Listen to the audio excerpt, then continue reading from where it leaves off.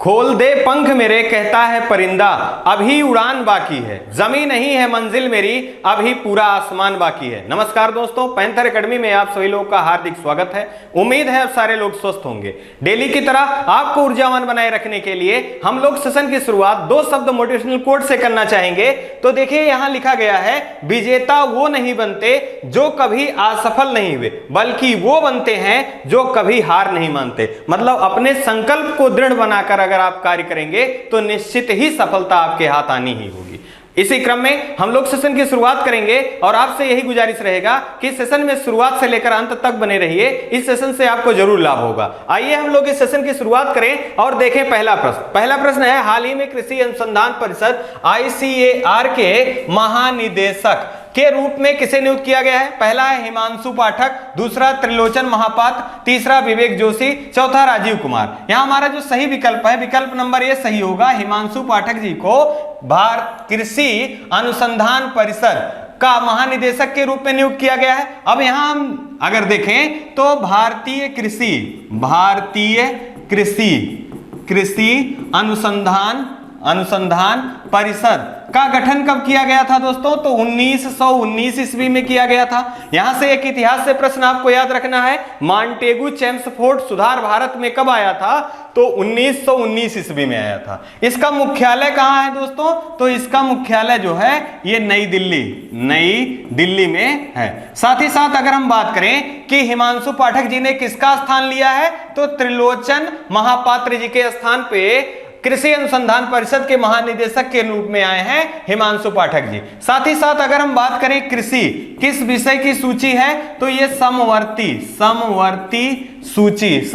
सूची का विषय है। साथ ही साथ अगर हम बात करें कृषि से, तो विश्व कृषि का इतिहास किसके द्वारा लिखा गया है पुस्तक? तो MS रंधावा के द्वारा लिखा गया है। अगर हम बात करें विश्व में हरित क्रांति के जनक किसे कहे जाते हैं, तो नॉर्मन बोरलॉग कहे जाते हैं। जबकि भारत के परिप्रेक्ष्य में बात करें तो यहां पर डॉक्टर MS स्वामीनाथन को कहा जाता है। साथ ही साथ अगर हम बात करें कृषि के कार्य में ऋण प्रदान करने की सबसे बड़ी जो संस्था है वो कौन सी है, तो उसका नाम नाबार्ड है। यहां से लगातार प्रश्न बना है, इसका गठन कब हुआ था? 1982 ईस्वी में।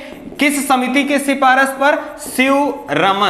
शिवरमन समिति के आधार पर नाबार्ड का गठन किया गया था। यहीं से एक संबंधित प्रश्न है, जीवा ऐप का संबंध किससे है? तो जीवा ऐप का संबंध नाबार्ड से है। इसका उद्देश्य है जैविक खेती को बढ़ावा देना। साथ ही साथ अगर हम बात करें यहां पर विवेक जोशी जी से संबंधित एक महत्वपूर्ण प्रश्न के रूप में, तो यहां विवेक जोशी जी जो 16वीं जनगणना है, इस जनगणना के आयुक्त कौन है? तो विवेक जोशी जी हैं। 16वीं जनगणना के आयुक्त कौन है? विवेक जोशी जी हैं। साथ ही साथ अगर हम बात करें यहां पर राजीव कुमार जी के बारे में, तो भारत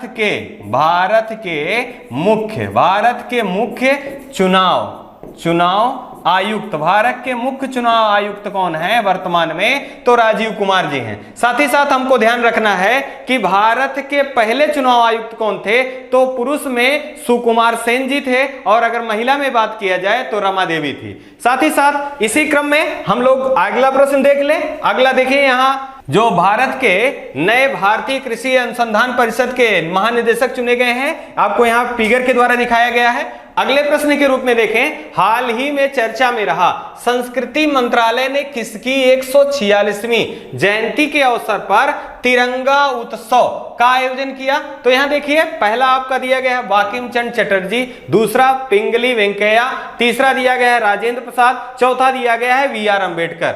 यहां हमारा जो सही विकल्प होगा, विकल्प नंबर बी होगा। क्या होगा दोस्तों? विकल्प नंबर बी होगा, पिंगली वेंकैया जी के 146वीं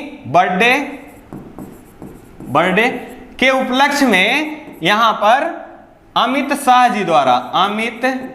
जी द्वारा तिरंगा उत्सव मनाए जाने की घोषणा की गई। साथ ही साथ अगर हम बात करें, आपसे पूछा भी गया है प्रश्न कि भारतीय जो तिरंगा है उसको डिजाइन किसने किया था, तो उसका डिजाइन जो किया था वो पिंगली वेंकैया जी ने किया था। अगर हम यही बात करें भारतीय झंडे से संबंधित, तो राष्ट्रीय ध्वज को कब अपनाया गया था, तो 22 जुलाई 1947 ईस्वी, 22 जुलाई 1947 ईस्वी को भारतीय तिरंगों को अपनाया गया था। इसी कारण प्रत्येक वर्ष 22 जुलाई को झंडा दिवस के रूप में मनाया जाता है। एक प्रश्न और भी आपको याद रखना है कि झंडा समिति के अध्यक्ष कौन थे, तो झंडा समिति के अध्यक्ष जो थे वो राजेंद्र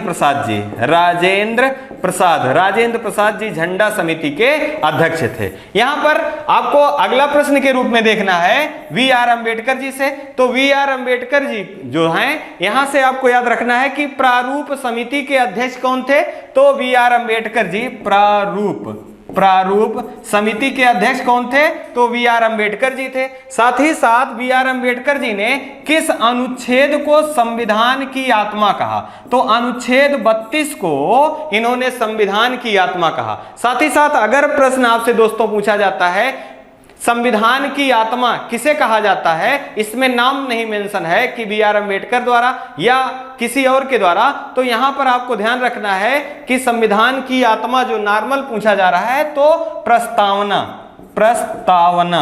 प्रस्तावना को संविधान की आत्मा कहा जाता है। जब आपके प्रश्न में मेंशन हो कि बी आर अम्बेडकर द्वारा संविधान की आत्मा किसे कहा जाता है, तो वहां आपका आंसर बदल जाएगा, वहां आपका आंसर हो जाएगा अनुच्छेद 32। अब यहां से आपको ध्यान रखना है भारत पहला संविधान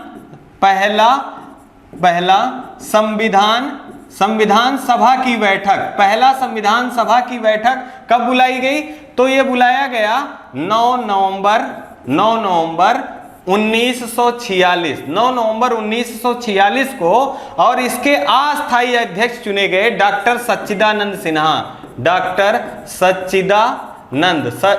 सच्चिदानंद सिन्हा जी को अस्थायी अध्यक्ष चुना गया। यहां से भी प्रश्न बना है कि अस्थायी अध्यक्ष किसे चुना गया, अस्थायी, तो अस्थायी अध्यक्ष के रूप में पहला संविधान सभा का बैठक बुलाया गया 9 नवंबर 1946 को, और 2 दिन बाद 11 नवंबर 1946 को दूसरी सभा बुलाई गई, और इसमें अस्थायी अध्यक्ष के रूप में किसे चुना गया, तो डॉक्टर राजेंद्र प्रसाद जी को अस्थायी अध्यक्ष के रूप में चुना गया। साथ ही साथ आपको याद रखना है राष्ट्रगान के रचयिता कौन थे, तो राष्ट्रगान के रचयिता रविन्द्रनाथ टैगोर जी थे। और यहां से प्रश्न बना हुआ है कि रविन्द्रनाथ टैगोर जी ने किस अन्य देश के राष्ट्रगान को भी लिखा है, तो आप उसको आंसर भी जानिए। इन्होंने बांग्लादेश के राष्ट्रगान को भी लिखा है। तो रविन्द्रनाथ टैगोर जी भारत के राष्ट्रगान को और बांग्लादेश के राष्ट्रगान को, दोनों के रचयिता रविन्द्रनाथ टैगोर जी हैं। साथ ही साथ एक प्रश्न इनसे और महत्वपूर्ण आपको याद रखना है, 1913 ईस्वी में पहला भारत के लिए साहित्य के क्षेत्र में नोबेल पुरस्कार किसे प्रदान किया गया, तो रविन्द्रनाथ टैगोर जी को प्रदान किया गया। उनकी पुस्तक का नाम था गीतांजलि के लिए पहली बार भारत को नोबेल पुरस्कार साहित्य के क्षेत्र में प्रदान किया गया। आइए इसी क्रम में अगला प्रश्न देख लें। ये देखिए तिरंगा उत्सव का अमित शाह जी द्वारा जो किया गया है शुभारंभ, इसका फिगर आपको बताया जा रहा है। इसमें देखिए अगला प्रश्न, हाल ही में भारत सरकार के द्वारा देश में मंकी पॉक्स की स्थिति पर निगरानी रखने के लिए किसकी अध्यक्षता में एक टीम गठित किया गया। देखिए अब यहां दिया गया है विनय मोहन क्वात्रा, दूसरा अजय कुमार सूद, तीसरा डॉक्टर वीके पाल, चौथा दिया गया परमेश्वर अय्यर। यहां जो हमारा सही विकल्प होगा, विकल्प नंबर सी सही होगा, डॉक्टर वीके पाल की अध्यक्षता में मंकी पॉक्स जो बीमारी है देख रेख करने के लिए इनकी अध्यक्षता में एक कमेटी का गठन किया गया। अब यहां पर अगर हम बात करें मंकी पॉक्स से संबंधित महत्वपूर्ण जानकारी के रूप में, तो ये नाइजीरिया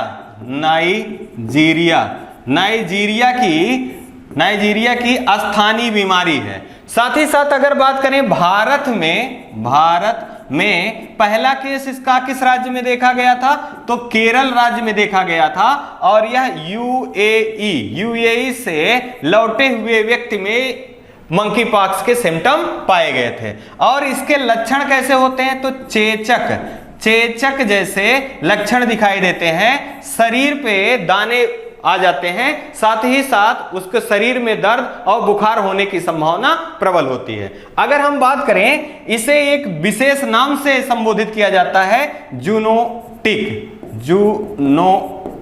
जूनोटिक प्रकार की बीमारी है। मतलब मंकी पॉक्स को कहा जाता है कि मंकी पॉक्स जूनोटिक प्रकार की बीमारी है। अब यहां जो टर्म यूज हुआ है दोस्तों, जूनोटिक, यहां जूनोटिक का क्या आशय है? तो जानवरों से मनुष्यों में फैलने वाली बीमारी को क्या कहा जाता है? जूनोटिक टाइप कहा जाता है। तो मंकी पॉक्स जानवरों से फैलने वाली बीमारी है जो कि मनुष्यों को संक्रमित करता है। साथ ही साथ हम अगर बात करें तो हाल ही में WHO वर्ल्ड हेल्थ ऑर्गेनाइजेशन के द्वारा इसे स्वास्थ्य आपात घोषित किया गया है। आपसे प्रश्न ऐसा भी पूछा जा सकता है दोस्तों कि हाल ही में WHO के द्वारा किस बीमारी को स्वास्थ्य आपात घोषित किया गया है? तो मंकी पॉक्स को किया गया है। अब यहाँ एक संस्था महत्वपूर्ण है WHO, तो हम इसके बारे में जान लें। इसका फुल फॉर्म है वर्ल्ड हेल्थ ऑर्गेनाइजेशन। इसकी स्थापना कब हुई थी? 7 अप्रैल 1948 को। और अगर हम बात करें इसके प्रमुख कौन हैं, तो इसके प्रमुख डॉक्टर टेड्रोस गब्रेसस अदनानम हैं। और इसी कारण प्रत्येक 7 अप्रैल को प्रत्येक वर्ष विश्व स्वास्थ्य दिवस के रूप में मनाया जाता है। यह भी प्रश्न कई बार पूछा गया है। साथ ही साथ अगर हम यही बात करें अन्य तथ्य के रूप में, हाल ही में टमाटर फ्लू का भी संक्रमण देखा गया था। तो इससे भी संबंधित कौन सा राज्य था? तो पहला केस इसका भी केरल राज्य में देखा गया। और अगर हम अगले प्रश्न के रूप में यहां देख लें तो देखिए यहां एक विकल्प दिया गया विनय मोहन क्वात्रा। तो भारत के विदेश सचिव के रूप में किसे नियुक्त किया गया है? तो विनय मोहन क्वात्रा जी को नियुक्त किया गया है। और इन्होंने किसका स्थान लिया है? तो हर्षवर्धन श्रृंगला जी का। अगले प्रश्न के रूप में अगर हम देखें यहां अजय कुमार सूद से संबंधित, तो भारत के प्रधान वैज्ञानिक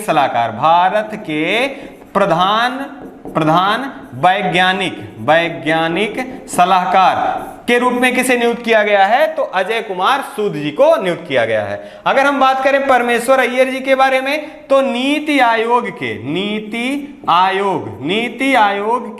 CEO के रूप में किसे नियुक्त किया गया है? तो परमेश्वर अय्यर जी को नीति आयोग के CEO के रूप में नियुक्त किया गया है। आइए इसी क्रम में हम लोग अगला प्रश्न देख लें। यहां देखिए छोटे से फिगर के द्वारा आपको मंकी पॉक्स का एक व्यू दिखाने की कोशिश की गई है कि इसी तरह शरीर पर दाने आ जाते हैं। आइए अगले प्रश्न को देखें। हाल ही में चर्चा में रहा कौन सा भारतीय राज्य जिसने अपने 7 नए जिले का गठन किया? मतलब आपसे पूछा जा रहा है कि वह कौन सा भारतीय राज्य है जिसने 7 नए जिलों का गठन किया है? तो पहला दिया है हरियाणा, दूसरा पश्चिम बंगाल, तीसरा मिजोरम, चौथा तमिलनाडु। तो यहां हमारा जो सही विकल्प होगा, विकल्प नंबर बी होगा, पश्चिम बंगाल। पश्चिम बंगाल के द्वारा 7 नए जिले का गठन किया गया। अब यहां पर हम अगर देखें तो पहले कितने जिले थे पश्चिम बंगाल में? 23 जिले थे और 7 नए जिले का गठन हो गया।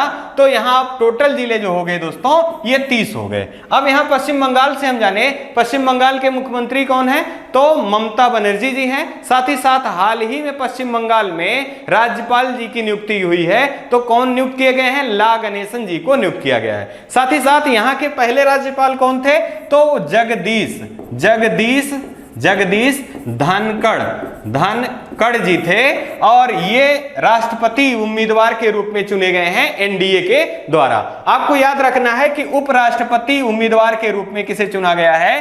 तो जगदीश धनखड़ जी को चुना गया है। इनका संबंध किस राज्य से था? तो ये पश्चिम बंगाल के राज्यपाल रह चुके हैं। साथ ही साथ अगर हम बात करें एक महत्वपूर्ण प्रश्न के रूप में, हाल ही में आंध्र प्रदेश ने भी अपने 13 नए जिले का गठन किया है और नया नक्शा जारी किया। तो आंध्र प्रदेश में अब कितने जिले हो गए हैं? तो आंध्र प्रदेश में भी 30 जिले हो गए हैं। अगर हम बात करें आंध्र प्रदेश से, एक महत्वपूर्ण प्रश्न पूछा जाता है दोस्तों कि भाषा के आधार पर गठित होने वाला पहला राज्य कौन है? तो वो आंध्र प्रदेश है, जो कि 1956 में भाषा के आधार पर गठित हुआ था। साथ ही साथ अगर हम बात करें पश्चिम बंगाल से, एक क्वेश्चन पूछा जाता है बुक्सा टाइगर रिजर्व का संबंध कहां से है? तो पश्चिम बंगाल से है। आपको याद रखना है दामोदर नदी को किस राज्य का शोक कहा जाता है? दामोदर नदी को किस राज्य का शोक कहा जाता है? तो पश्चिम बंगाल का शोक किस नदी को कहा जाता है? तो दामोदर नदी को कहा जाता है। वहीं पर इसे जैविक नदी के नाम से भी जाना जाता है, दामोदर नदी को। अगर हम बात करें, हाल ही में चर्चा में रहे हैं मिजोरम और तमिलनाडु दोनों चर्चा में रहे हैं, क्योंकि हाल ही में भारत में 5 नए आर्द्र भूमियां चिन्हित की गई हैं। तो किन किन राज्यों से हैं दोस्तों? आपको याद रखना है, मिजोरम से पाला आर्द्र भूमि मिजोरम से है, जबकि तमिलनाडु से 3 है। कौन कौन है? तो किली है और पेचवरम है और पेराई करनई है। ये 3 तमिलनाडु से हैं और एक मिजोरम से है, जबकि एक और याद रखिए मध्य प्रदेश से सांख्य आर्द्र भूमि जो है यह मध्य प्रदेश से है। और इन 5 नए आर्द्र भूमियों के साथ अब भारत में आर्द्र भूमियों की संख्या कितनी हो गई? ये 54 हो गया। अगर हम बात करें हरियाणा से संबंधित, तो अत्यंत ही महत्वपूर्ण प्रश्न है 35वां सूरज कुंड मेले का आयोजन कहां किया गया? तो हरियाणा में किया गया। इसका फोकस राज्य कौन है और फोकस देश कौन है? जम्मू कश्मीर इसका फोकस राज्य है, जबकि उज्बेकिस्तान जो है इसका फोकस देश है। आइए इसी क्रम में हम लोग देखें। यहां देखिए एक अत्यंत मैप दिया गया है। अब इस मैप से 2 क्वेश्चन आपको याद रखना है। जैसे कभी कभी सीमा से लगे प्रश्न पूछ लिए जाते हैं, तो यहां देख लें, ये हमारा पश्चिम बंगाल है। अब यहां से हम देखें कि पश्चिम बंगाल किन किन राज्यों से अपना सीमा साझा करता है। तो पहला देख लीजिए मित्रों, ये उड़ीसा से साझा कर रहा है। दूसरा देखिए झारखंड से। तीसरा देखिए बिहार से। चौथा देख लीजिए यहाँ ये सिक्किम से। और 5वां देखिए ये असम से। जबकि छठे के रूप में यहाँ साझा कर रहा है मेघालय से। और एक यहाँ देखिए ये बांग्लादेश, यहाँ पर ये बांग्लादेश है और ये बांग्लादेश से अपना अंतरराष्ट्रीय सीमा भी साझा कर रहा है। और एक प्रश्न और भी आप देख सकते हैं। देखिए कई परीक्षाओं में पूछा गया है कि तटीय राज्य कौन कौन से हैं भारत में। तो देखिए गुजरात से स्टार्ट करिए, गुजरात एक हो गया, फिर आपका महाराष्ट्र दूसरा हो गया, गोवा देखिए यहाँ तीसरा हो गया, फिर कर्नाटक आपका चौथा हो गया, फिर केरला देखिए यहाँ पर आपका 5वां हो गया, तमिलनाडु यहाँ पर आपका 6ठा हो गया। ठीक है, और इसके बाद आप देखिए आंध्र प्रदेश ये आपका 6ठा हो गया, और उड़ीसा आपका 7वां हो गया, और वेस्ट बंगाल आपका 8वां हो गया। ये 8 राज्य हैं जो तटीय सीमा साझा करते हैं भारत में। आइए इसी क्रम में हम लोग अगला प्रश्न देख ले। अगला प्रश्न है, हाल ही में चर्चा में रहा भारतीय अंतरिक्ष अनुसंधान संगठन के द्वारा किस लॉन्चिंग व्हीकल से आजादी सेट उपग्रह को लॉन्च किया गया। तो देखिए यहां दिया गया है Ariane 5, PSLV C-52, PSLV C-53 और SSLV। तो यहां हमारा जो सही विकल्प होगा दोस्तों, ये विकल्प नंबर डी सही होगा या 4th सही होगा, SSLV। तो सबसे पहले हमारा उद्देश्य होगा कि इस SSLV का फुल फॉर्म क्या है। तो इसको कहा जाता है स्मॉल सैटेलाइट लॉन्चिंग व्हीकल। फिर से सुन लीजिए, स्मॉल सैटेलाइट लॉन्चिंग व्हीकल, ये SSLV का फुल फॉर्म है। इसका उद्देश्य क्या है दोस्तों? तो छोटे उपग्रहों को लॉन्च करने के लिए यह व्हीकल तैयार किया गया है, जो कि छोटे उपग्रहों को लॉन्चिंग में मदद करेगा। साथ ही साथ अगर हम बात करें ये किसके द्वारा किया गया है, तो भारतीय अंतरिक्ष अनुसंधान, जिसे हम इसरो के नाम से जानते हैं, इसके द्वारा ये बनाया गया है। साथ ही साथ अगर हम इसरो के गठन की बात करें, तो इसका गठन 15 अगस्त 1969 ईस्वी में किया गया था। और इसका मुख्यालय कहां है? तो इसका मुख्यालय बेंगलोर में है। इसके प्रमुख कौन है? तो डॉक्टर सोमनाथ जी इसके प्रमुख हैं। अगर हम बात करें यहीं एरियन 5 की, तो एरियन 5 PSLV C24 ये कैरियर व्हीकल है और इसी के द्वारा एरियन 5 को लॉन्च किया गया। कहां से? फ्रेंच गुयाना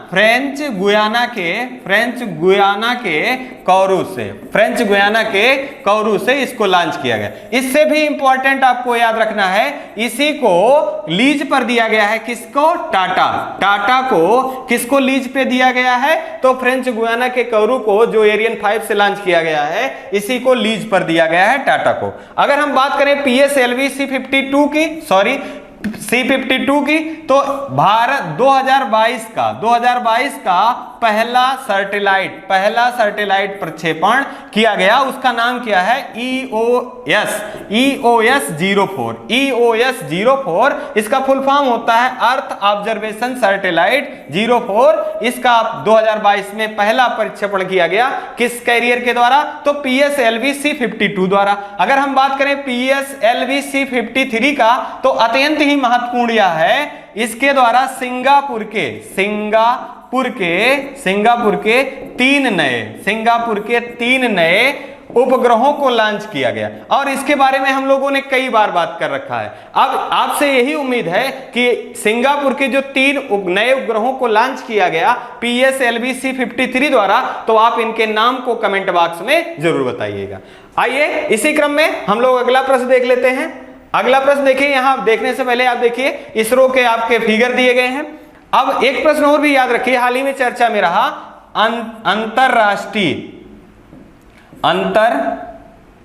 अंतरराष्ट्रीय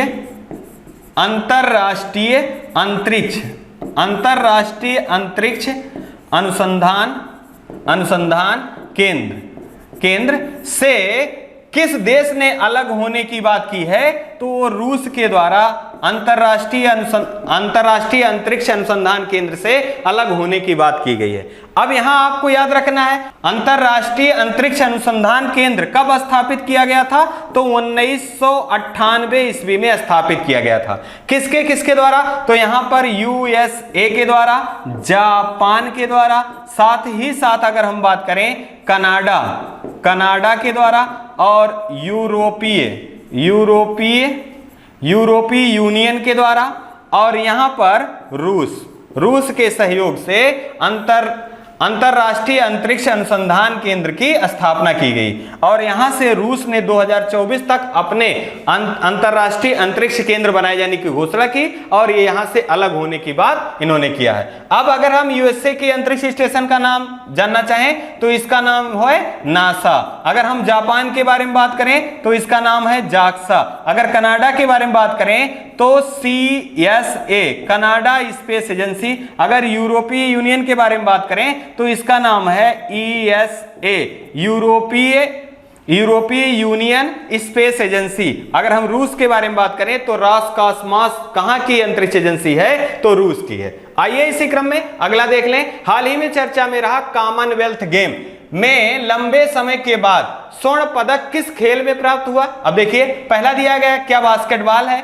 दूसरा क्या टेनिस है, तीसरा महिला लॉन बॉल्स है, चौथा हॉकी है। अब यहां जो सही हमारा विकल्प होगा, विकल्प नंबर C सही होगा। महिला लॉन बॉल्स में 92 वर्ष बाद, 92 वर्ष बाद, या पहली बार भारत के द्वारा भारत के द्वारा यह पदक प्राप्त किया गया है। अगर हम बात करें, पहली बार प्राप्त किया गया है महिला लॉन बॉल्स में। अब यहां से संबंधित कुछ कॉमनवेल्थ गेम से संबंधित कुछ जानकारी हमको याद रखना है।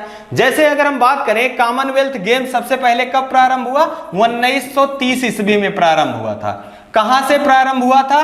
तो कनाडा के हैमिल्टन से प्रारंभ हुआ था। अगर हम बात करें 2022 का कौन सा संस्करण होगा, तो ये 22वां संस्करण है। और कहां आयोजित किया जा रहा है? तो बर्मिंघम जो कि इंग्लैंड में स्थित है, यहां पर आयोजित किया जा रहा है। अब भारत के तरफ से ध्वजवाहक के रूप में किसे नियुक्त किया गया है? तो पीवी सिंधु और मनप्रीत सिंह को भारत की तरफ से ध्वजवाहक के रूप में नियुक्त किया गया है। भारत के तरफ से पहला स्वर्ण पदक किसने जीता?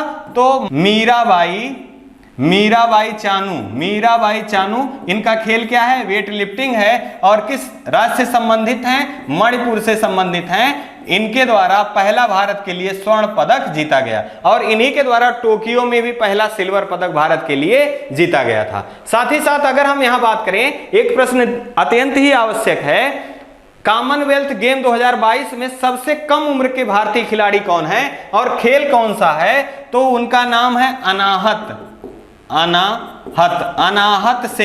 अनाहत सिंह और इनका खेल जो है स्क्वैश खेल से ये संबंधित हैं, अनाहत सिंह। और कॉमनवेल्थ गेम में भारत की तरफ से सबसे कम उम्र के खिलाड़ी हैं। हाल ही में आपको याद होगा अचिंता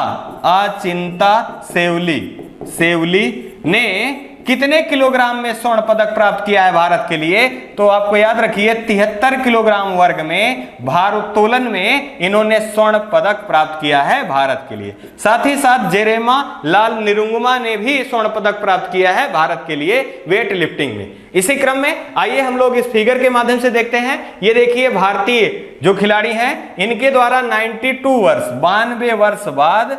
92 वर्ष बाद स्वर्ण पदक प्राप्त किया गया है महिला लान बाल्स में।